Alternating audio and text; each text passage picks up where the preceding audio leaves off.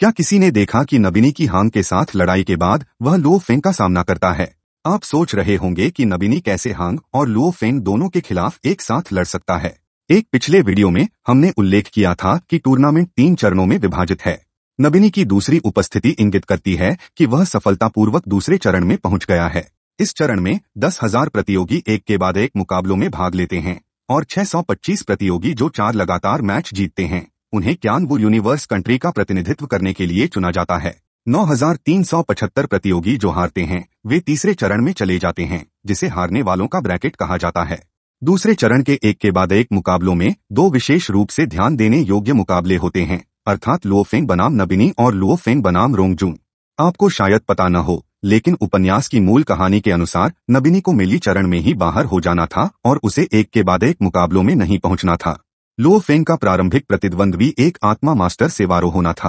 हालांकि आधिकारिक वीबो से प्राप्त समाचारों के अनुसार प्रोडक्शन टीम ने कहानी में बदलाव किया और सेवारो की जगह नबिनी को दे दी। यह बदलाव संभवतः पृथ्वी के स्वामित्व को लेकर दाव को बढ़ाने के लिए किया गया था, जिससे संघर्ष अधिक तीव्र हो गया। चूंकि हांग को मेली चरण में रोंगजून द्वारा बाहर कर दिया गया था, अब मिल्की वे लॉर्ड का खिताब लुओ फेंग और नबिनी के बीच तय होगा। इसका मतलब है कि जैसे ही उनका मुकाबला समाप्त होगा, पृथ्वी के स्वामित्व की लड़ाई भी समाप्त हो जाएगी।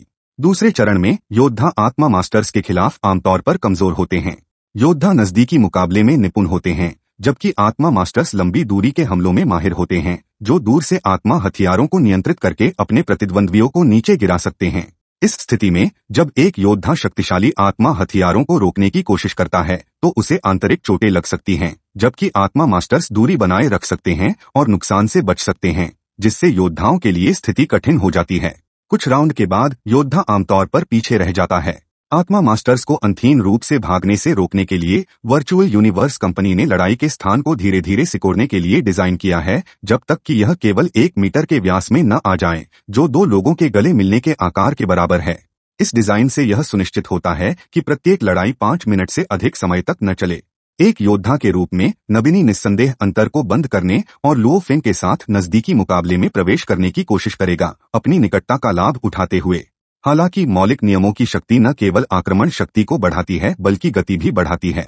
अगर लुओ फेंग दूरी बनाए रखने का फैसला करता है तो नबिनी, जो धीमा है, उसके पास पहुंचने में सक्षम नहीं होगा। बेशक लुओ फेंग को नबिनी को जितनी जल्दी हो सके बाहर करना होगा, अन्यथा जैसे जैसे लड़ाई का स्थान सिकुड़ता रहेगा, स्थिति उसके खिलाफ जा सकती है। नबिनी बनाम लुओ फेंग के मुकाबले में सस्पेंस न्यूनतम है, क्योंकि उनकी लड़ाई की क्षमताओं के आधार पर नबिनी स्पष्ट रूप से विंडमिल से अधिक मजबूत नहीं है, जिसे लुओ फेंग पहले ही हरा चुका है। इसलिए लुओ फेंग के हाथों नबिनी की हार लगभग निश्चित है, विशेष रूप से यान शेन आर्मामेंट के साथ लुओ फेंग की बढ़ी हुई आक्रमण शक्ति को देखते हुए।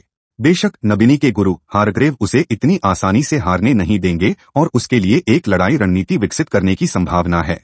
हालांकि यान शेन आर्मामेंट का उपयोग करना कठिन है। विशाल ब्रह्मांड में कई डोमेन और वर्ल्ड मास्टर्स ने इसे महारत हासिल की है। भले ही हारग्रेव स्वयं यान शेन आर्मामेंट का उपयोग न करें, लंबे जीवन के साथ एक वर्ल्ड मास्टर के रूप में वह संभवतः इसके बारे में कुछ ज्ञान रखते हैं। हालांकि यान शेन आर्मामेंट शक्तिशाली है, इसमें एक घातक खामी है, यह विशेष रूप से आक्रामक उद्देश्यों के लिए डिजाइन किया गया है।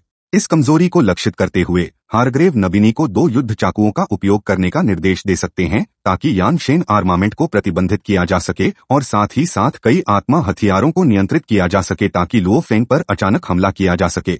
हारग्रेव की रणनीति इस शर्त पर आधारित है कि लुओ फेंग के पास कोई रक्षात्मक आत्मा हथियार नहीं है। यदि यह सही है तो चाहे यान शेन आर्मामेंट कितना भी शक्तिशाली क्यों न हो, केवल एक भूतिया तलवार से एक ही समय में 2 युद्ध चाकुओं और कई आत्मा हथियारों को रोकना मुश्किल है।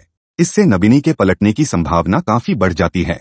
हालांकि लुओ फेंग द्वारा इस्तेमाल किया जा रहा सोअरिंग शटल न केवल एक उड़ान उपकरण के रूप में कार्य करता है बल्कि रक्षा भी प्रदान करता है।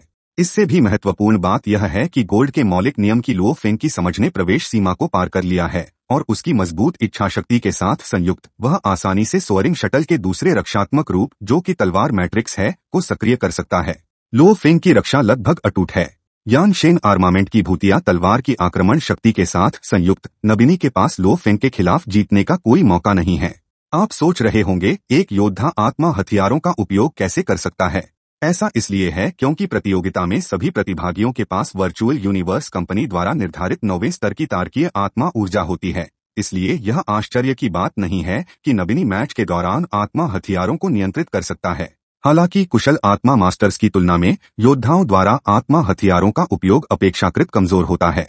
ये विश्लेषण उपन्यास की सामग्री पर आधारित हैं और एनिमेशन से तुलना की गई है। प्रोडक्शन टीम लो फेंग की जबरदस्त शक्ति को उजागर करने के लिए उसे एक भारी जीत दिलाने का भी विकल्प चुन सकती है। आप क्या सोचते हैं? अपनी राय कमेंट्स में साझा करें। नबीनी को हराने के बाद लो फेंग 2 और लगातार मैच जीतता है और एक महत्वपूर्ण चौथे मैच में रोंगजून का सामना करने के लिए तैयार होता है, जो यह निर्धारित करेगा कि वह सीधे आगे बढ़ेगा या नहीं। रोंगजून की डेविल हैमर के साथ लड़ाई पर विचार करते हुए आप हैरान हो सकते हैं कि डेविल हैमर का डोमेन रोंगजून पर बहुत कम प्रभावी था, जबकि यह लो फेंग के खिलाफ अत्यधिक प्रभावी था। इसका कारण यह है कि रोंगजून के पास एक मजबूत 9-स्तरीय पृथ्वी डोमेन है। इसके अतिरिक्त रोंगजून न केवल पृथ्वी के मौलिक नियम के लिए प्रवेश सीमा तक पहुंच गया है, बल्कि अंतरिक्ष के मौलिक नियम के लिए भी। इच्छा शक्ति के मामले में रोंगजून डेविल हैमर से कहीं अधिक मजबूत है। यह समझना महत्वपूर्ण है कि किसी डोमेन की शक्ति न केवल उसके स्तर पर निर्भर करती है, बल्कि इच्छा शक्ति पर भी निर्भर करती है। अपनी मजबूत इच्छा शक्ति के साथ अपने डोमेन का उपयोग किए बिना भी रोंगजून आसानी से डेविल हैमर के डोमेन का विरोध कर सकता है। 2 मौलिक नियमों में महारत हासिल करने के बाद रोंगजून को विश्वास है कि क्यान-वू यूनिवर्स कंट्री में कोई भी प्रतिद्वंद्वी उसे अंतरिक्ष के मौलिक नियम का उपयोग करने के लिए मजबूर नहीं कर सकता। लड़ाई पसंद करने वाला रोंगजून मानता है कि बार बार तीव्र लड़ाइयां उसकी क्षमताओं को काफी बढ़ाती हैं। लो फेंग का सामना करने से पहले उसने डींग मारी थी कि वह लो फेंग को हरा देगा और फिर खुद को हारने वालों के ब्रैकेट में प्रवेश करने के लिए बाहर कर देगा। हालांकि उसने उम्मीद नहीं की थी कि लो फेंग विडमिल के साथ अपनी लड़ाई के बाद और भी मजबूत हो चुका होगा। अब वह 2 भूतिया तलवारों को नियंत्रित करने में सक्षम है। इन तलवारों की संयुक्त शक्ति के कारण रोंगजून को एक असहज स्थिति में धकेल दिया जाता है। स्थिति को पलटने के लिए वह 5वें स्तर के हथियार और अंतरिक्ष की गुप्त तकनीकों का उपयोग करने के लिए मजबूर हो जाता है। जब रोंगजून को लगता है कि वह हावी हो रहा है, तो लो फेंग की शांत और सुविचारित प्रतिक्रिया उसे चौंका देती है। जब एक योद्धा की अंतरिक्ष के मौलिक नियम की समझ एक निश्चित स्तर तक पहुंच जाती है, तो वे अपनी गति तकनीक से आसपास की जगह को विकृत कर सकते हैं, जिससे एक क्लोन बनता है। इसे बेहतर ढंग से समझने के लिए हम अंतरिक्ष की गुप्त तकनीकों की तुलना समानांतर दुनिया की अवधारणा से कर सकते हैं। ऐसा लगता है जैसे आपकी किसी समानांतर दुनिया की एक प्रति को इसी वास्तविकता में लाया गया हो, जिससे एक योद्धा अद्भुत गति दिखा सके। जैसे जैसे उनकी अंतरिक्ष के मौलिक नियम की समझ गहरी होती जाती है, एक योद्धा आसपास की जगह में हजारों क्लोन भी बना सकता है। जब रोंगजून एक अंतरिक्ष गुप्त तकनीक का उपयोग करता है, जिसके परिणामस्वरूप मैदान पर 2 रोंगजून दिखाई देते हैं, तो वह मानता है कि उसकी अद्भुत गति लो फेंग को प्रतिक्रिया करने में असमर्थ कर देगी, जिससे वह लो फेंग को हराकर अपने आत्मनिर्वासन के लक्ष्य को प्राप्त कर सकेगा। हालांकि रोंगजून नहीं जानता कि लो फेंग, जो एक गोल्डन हॉर्न्ड बीस्ट है, ने अनगिनत गुप्त तकनीकों को विरासत में प्राप्त किया है, जिनमें से एक को एब्सोल्यूट स्पेस कहा जाता है। भले ही लो फेंग ने अभी तक अंतरिक्ष के मौलिक नियम को समझा नहीं है, अपनी गति तकनीक को बढ़ाने के लिए लंबे समय से एब्सोल्यूट स्पेस का अभ्यास करने से उसे रोंगजून की तकनीक को जल्दी से समझने और एक प्रतिरोध रणनीति तैयार करने की क्षमता मिलती है। यान शेन आर्मामेंट और सोअरिंग शटल की संयुक्त शक्ति के साथ लो फेंग सफलतापूर्वक रोंगजून की तकनीक को निष्क्रिय कर देता है, जिससे रोंगजून के लिए बिना किसी महत्वपूर्ण जोखिम के उसे हराना मुश्किल हो जाता है, जिससे पलटवार की संभावना पैदा हो सकती है।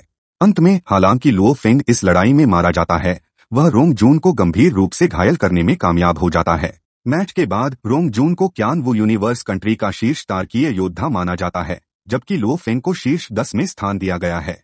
यह लो फेंग को प्रतियोगिता में क्यान-वू यूनिवर्स कंट्री का प्रतिनिधित्व करने की लगभग गारंटी देता है। रोंगजून के साथ अपनी लड़ाई के बाद लो फेंग को एहसास होता है कि उसकी एक महत्वपूर्ण कमजोरी है, जो है अपर्याप्त लचीलेपन की। एक आत्मा मास्टर के लिए लचीलापन महत्वपूर्ण है, क्योंकि इससे विरोधियों को आसानी से पास आने और खतरे में डालने से रोका जा सकता है। उदाहरण के लिए लो फेंग और रोंगजून के बीच की लड़ाई में अगर लो फेंग अधिक लचीला होता, तो रोंगजून के लिए उसके पास आना मुश्किल हो जाता, जिससे लो फेंग को अपनी तेज प्रतिक्रिया और रणनीतिक सोच का उपयोग करके पलटवार करने का बेहतर मौका मिलता। वास्तव में लो फेंग के मारे जाने और रोंगजून के गंभीर रूप से घायल होने के बीच का समय केवल कुछ मिलीसेकंड का अंतर था, जो लचीलेपन के महत्व को रेखांकित करता है। परिणामस्वरूप लो फेंग बाप्ता की सलाह पर अपने उड़ान आत्मा हथियार को अपग्रेड करता है, जिससे सोअरिंग शटल डार्क क्लाउड शटल में बदल जाता है। यह अपग्रेड न केवल प्रदर्शन में सुधार करता है, बल्कि डार्क क्लाउड शटल को एक अधिक परिष्कृत और भव्य रूप भी देता है। आप इसके बारे में क्या सोचते हैं? यहाँ तक कि इस वीडियो के लिए बस इतना ही। इस वीडियो को देखने के लिए धन्यवाद। आपको एक अद्भुत दिन की शुभकामनाएं।